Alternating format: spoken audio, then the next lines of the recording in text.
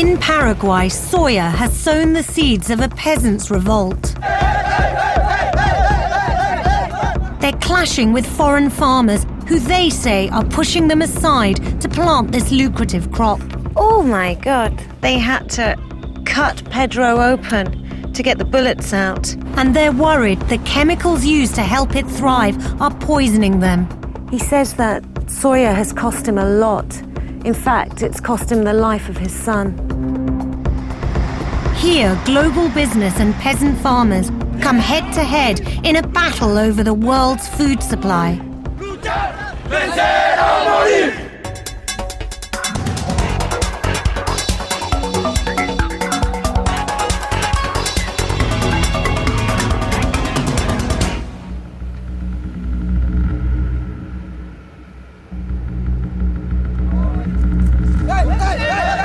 We're in northern Paraguay, in the middle of South America.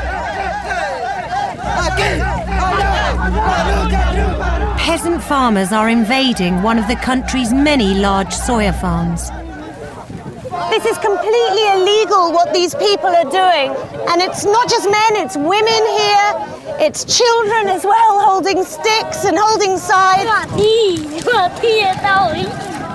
So what is the point of this occupation? Why are you doing it? Necesitamos tierra.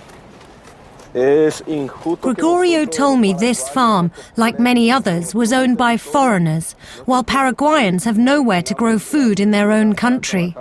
He said a lot of peasant farmers, campesinos, had sold up, then found themselves without work. Suddenly a truck appeared. Okay, whose is the truck? Whose is this truck? Many of the big plantation owners are farmers from Paraguay's richer neighbor Brazil, tempted by cheaper land. That's a truck belonging to the Brazilian soya farmer, and the campesinos here won't let them proceed. And in fact, they're reversing, they're going away, so far, a victory.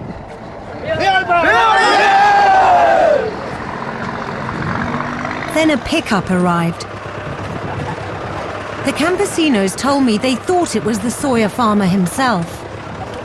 Are you the owner of this land?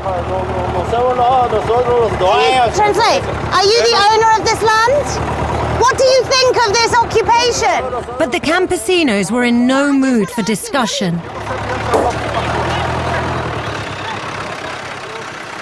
Things just got really nasty there. I was trying to speak to one of the soya farmers, the Brazilian. He didn't want to speak at all, and he got a very violent response from the campesinos here. All around were signs that the campesinos intended to stay and farm the land for themselves. La tierra paraguaya tiene que ser de los paraguayos, no de los extranjeros. Myrna said Paraguayan land should be for Paraguayans, not for foreigners. She said that jobs were hard to find in Paraguay, so without land, her family would go hungry. Myrna has 11 children, and she says she's joined this occupation because of them.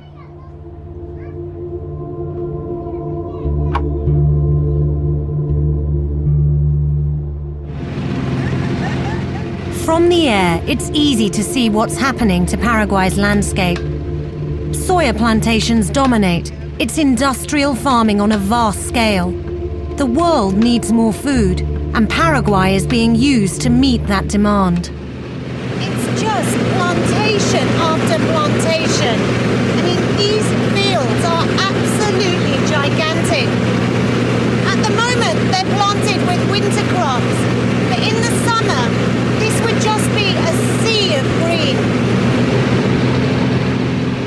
Javier Aruli is an environmental campaigner opposed to the new soya industry. What is wrong with growing soy? Okay, first, there is nothing there. It's not that we are attacking the plant. It's the model of agriculture. I mean, this soya is not even to feed the people here. It's to feed chicken and pigs in Europe and China. So it's crazy, so much land taken up, used for animal fodder, when people are poor in this country. You can see how much land has been taken up for the plantations. no people left. Where did these people go? The peasant, indigenous people that used to live in this forest. We travelled deeper into the countryside. Our guides told us the land was being prepared for planting the next soya crop. I wanted to learn more about the fate of the peasant farmers. Okay, well, we're just being taken to see an abandoned homestead. This was only abandoned last month, and it's going to be turned into a soya farm soon.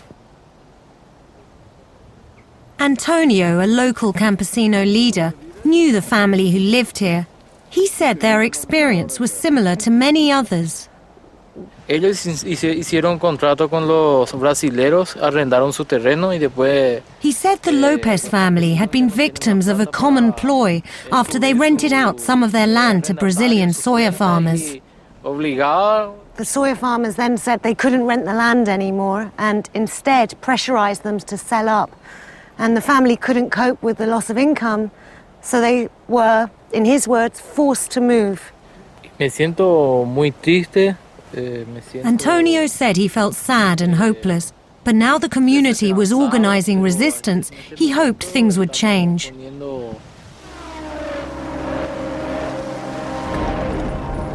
As we drove, we passed through a landscape of protest, land occupations and campesino camps on the edge of vast soya plantations. 71-year-old Pedro Silva is another campesino activist. He showed me how his small farm had gradually become encircled by soya. He said he and his neighbors had occupied an adjacent field to stop the Brazilian soya farmer from expanding. Pedro resisted intense pressure to sell up, but he believes he's paid a terrifying price. You were over there? Pedro explained how one evening he was sitting in front of his house when suddenly 2 gunmen appeared from the bushes and shot him. Oh my God. So how many times were you shot? 5 tiros ella vi. 5 times, he tells me. 4 times in the chest and once in the arm. And the reason why the wounds still look so angry and raw is that he still has a bullet lodged in his chest. So you can see here that they had to cut Pedro open to get the bullets out. And you can see that there was massive bruising on his side. Pedro's in no doubt that he was shot for his resistance. 2 Brazilians are currently awaiting trial for his attempted murder.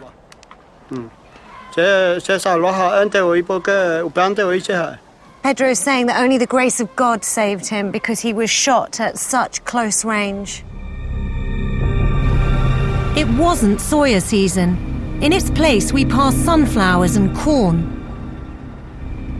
Global demand for soya is insatiable. Much of it's turned into vegetable oil and animal fodder. But it's still not grown all year round. So it was the last thing we were expecting to see. Francisco, one of our local campesino guides, was shocked to see soya out of season. It's really unusual to find soya at this time of year. This isn't the soya season at all. That's in the Paraguayan summer. The campesinos who are with me are really alarmed at seeing this because they say that they're afraid that it's some kind of experiment to see if soya can be grown in the wintertime. Nearly all soya grown in Paraguay is genetically modified. It's bred to be resistant to certain weed killers so that fields can be sprayed to kill weeds. We headed for the region of Quaguaçu. I'd heard people there had other concerns about soya farming beyond its impact on their way of life. They feared its intensive use of chemicals also threatened their health. It wasn't hard to find anti-soya protests, even deep in the countryside. These people aren't catering for an audience. No one's going to spot them out here. We're miles from anywhere. I'd like to ask all of you, do you think that soya has brought benefits for your community?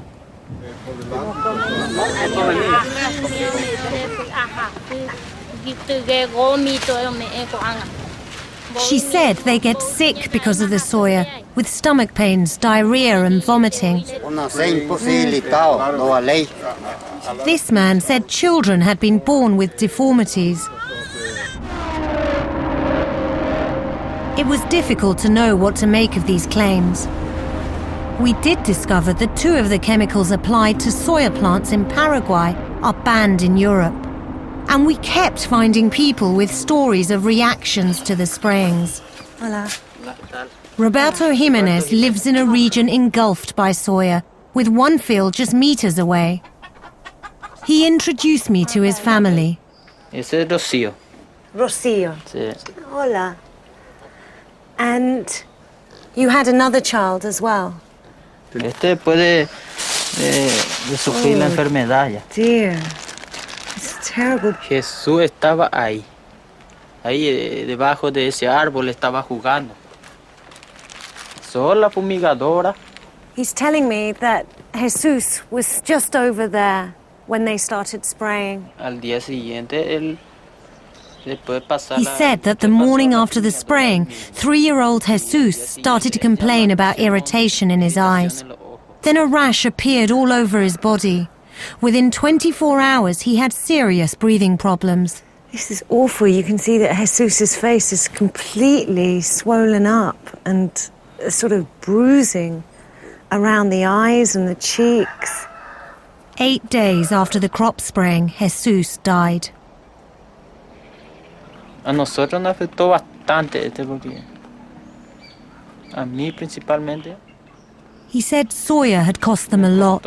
It had cost them the life of their son. Me costó la vida de mi hijo ya.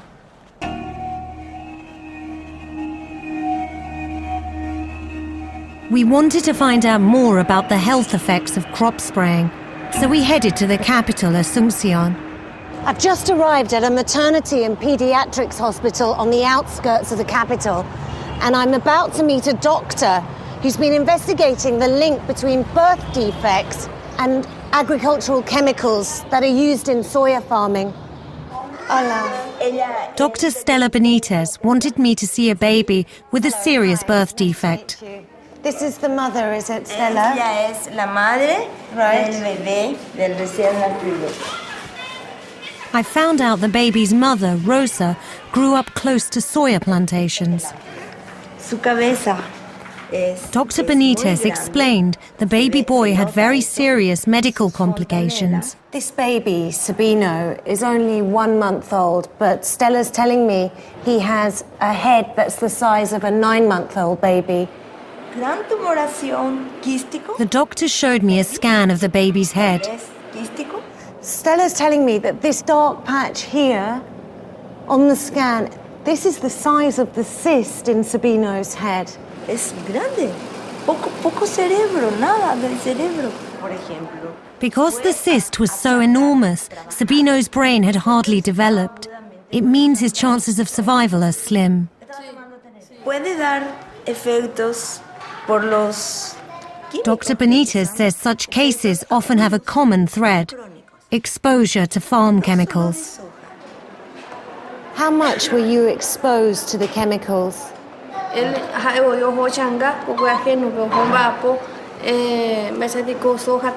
Rosa told me her family were exposed to what she calls poison all the time. And she remembers that one time her brother went to work on the plantation next door and he became poisoned by the chemicals as well.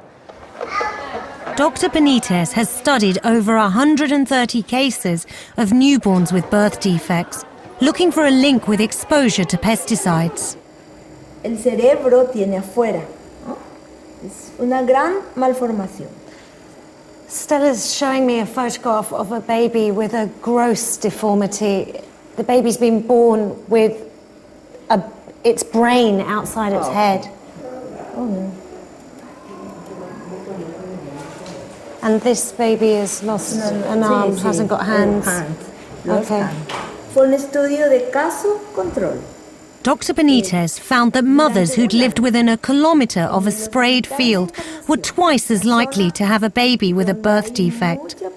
Her findings have been published in a respected American pediatrics journal.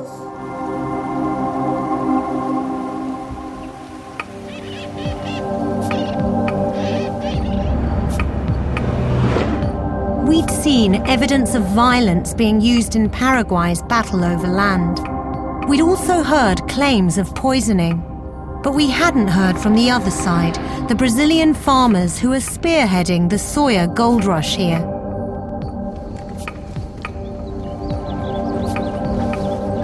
We were invited to meet a prominent Brazilian soya farmer. Ernie Schlinwein has been here for over 20 years and champions the use of the latest farming technology. Look at that. He's an enthusiastic supporter of GM crops. Entonces es un poco de parte de la semilla que vamos a sembrar en la próxima campaña. These are the seeds that are going to be planted in the next season and be harvested the following year. Ernie told us he farms 800 hectares. Everything is done by machines, and he only employs 2 people outside of his family. His farm is highly efficient and productive, but that means there are few jobs for Paraguayans. There's a lot of anger and resentment amongst Paraguayan campesinos over the issue of land ownership here, isn't there? Sí. Es justamente por esto. Ernie told me the locals don't like the fact that the Brazilians are making a success of soya farming in Paraguay. Ganas de mucho trabajo. Well, he says that the immigrants come here with a lot of technology and they make a lot of money from their farming. What about the reports of babies being born with deformities in soya areas? Have you heard of those reports? Acá eso no pasa esto. Porque los He told me that the chemicals that were used wouldn't even harm a chicken. He says they're not dangerous at all, and maybe there's been isolated incidents, but this region, he's convinced, hasn't seen anything like that. When we asked the Paraguayan Soya Growers Association about the campesinos' claims of violence, they pointed to a long history of land struggle and said the peasants had been fairly compensated for their land. They said many had voluntarily sold land they received and accused some peasant leaders of exploiting the situation for their own ends. Paraguay is now the 4th largest exporter of soya in the world. The industry is worth $3 billion a year.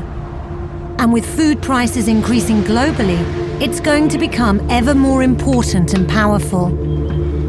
But the world's hunger for more soya has a very direct and sometimes violent impact on ordinary Paraguayans. We've had word that things at a land occupation got really nasty last night and a man was shot. And we've come to the hospital here in Asunción to find out what happened. The victim's father took us to see his son. The police had shot 22-year-old Fidencio Velasquez in the stomach. He'd been part of a group that was occupying some farmland. Now he was fighting for his life. Pero según la policía dice que le enfrentaron, que ellos también. Fidencio's father, Vidal, accused the police of working on behalf of the soya farmers against the peasants. The father's telling me that they think the police can probably say what they like because the police are so powerful. And who's going to listen to them? They're poor peasant people and they're powerless compared to the police. I wanted to find out from the police why Fidencio had been shot. I'd heard members of his group were being held at a local police station. I asked to see them. Can you tell me what happened when the police arrived? 4 sujetos que realizaron disparos hacia nosotros. They told me the police had opened fire without warning. They complained they had been beaten up. Another prisoner said they'd been forced to occupy the land because they had none of their own. He says, yes, they did invade property, and he says, so we are invaders in our own country, in Paraguay. And he says that no matter what, they will try and keep up the struggle. The deputy chief, Ricardo Rojas, also agreed to talk to me. Can you tell me what happened the other day? Deputy Rojas read from a statement. He said the police only opened fire after they had been shot at, and later a police officer had been badly beaten up. A lot of people that we've talked to have said that the police work in conjunction with, powerful soya farmers. Is there any truth in that? He denied any such collaboration. The deputy chief is telling me that, contrary to what a lot of campesinos think, the police are not working in alliance with the powerful soya farmers. He says not the local police and nor the national police. And he says their job is just to protect the constitution of Paraguay. Well, it's really hard to know exactly what happened that night because there seems to be two very different versions of events. But what is clear is that it's soy and the demand for land that's the catalyst for the violence here.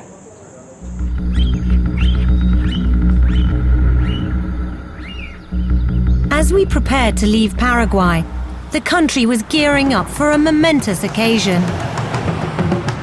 There had been elections and the new president was about to be inaugurated. Tens of thousands of peasants have descended on the capital from all over the country. They're here to celebrate the new president, Lugo. And there's a sense that this is their victory. Fernando Lugo was elected because he promised the campesinos land. But he's also assured the soya farmers that private property is sacrosanct. We joined the crowds watching him being sworn in. Sí, juro.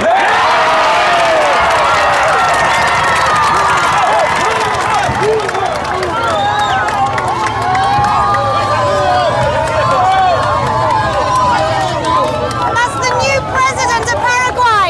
He's just been sworn in and he's making his first presidential procession. The campesinos we spoke to warned if Lugo fails to deliver land soon, he'll become the enemy. But the new president faces a dilemma that's common to many developing countries. Paraguay has become reliant on soya and the global food business. And the hard truth is, the global food business doesn't need peasant farmers.